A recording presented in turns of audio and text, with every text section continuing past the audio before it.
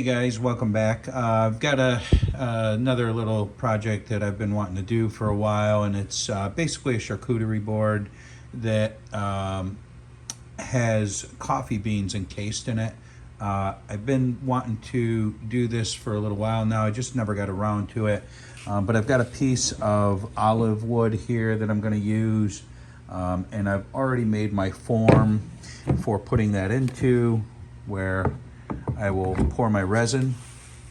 It'll go in there like that. I've got to clean this up a little bit. As you can see, there's some bark left on it, some things that will have to come off before I pour. I'll probably also seal coat this. There's quite a few gaps and ridges in here. I'm thinking I'm probably going to fill them perhaps with a black tinted resin, and then the resin around here will be clear, where I'll pour the coffee beans in, and I'll show you how I do that along the way in terms of the steps, so that the coffee beans aren't protruding through the bottom. I'll put a thin layer on that, and then we'll dump the coffee beans when that's just about cured.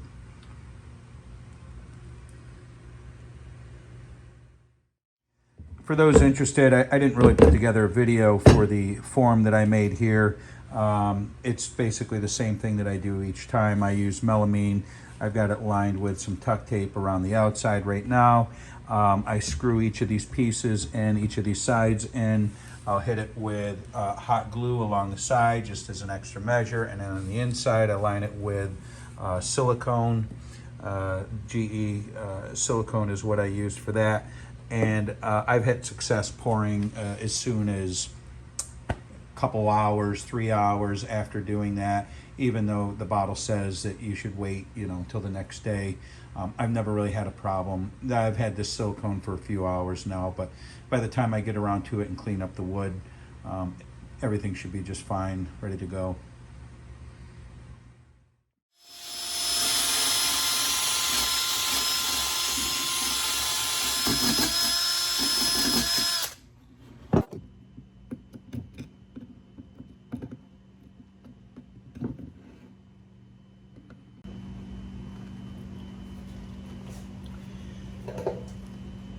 So for the first layer that I'm going to do here, which is only 1/8 of an inch, I'm going to use the tabletop epoxy, which is a 1-to-1 ratio. Instead of the deep pour, I'll use the deep pour later, and the only reason I'm doing that is because I'm only going to pour 1/8 of an inch. If I use the deep pour, it's going to take an excessively long time to cure. So I'm just going to use this to help speed up the time a little bit. You can mix the two as long as one is cured before adding the other. There's no problem with that, and I'm not too worried about bubbles, since again it's only 1/8 of an inch.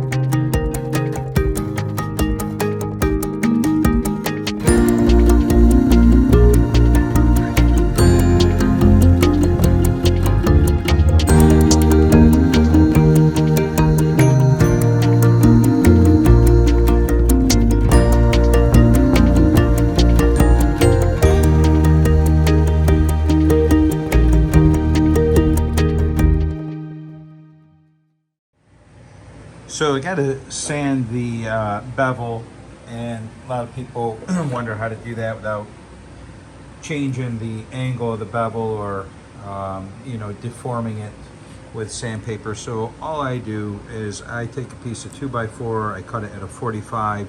The bevel is at a 45-degree angle, and I just take each piece of sandpaper and I staple it to you know, this block of wood.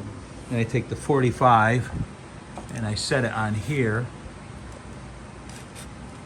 and it meets up with the angle, and I just go back and forth with it. And that's how I sand my bevel, and it keeps it nice and straight and even.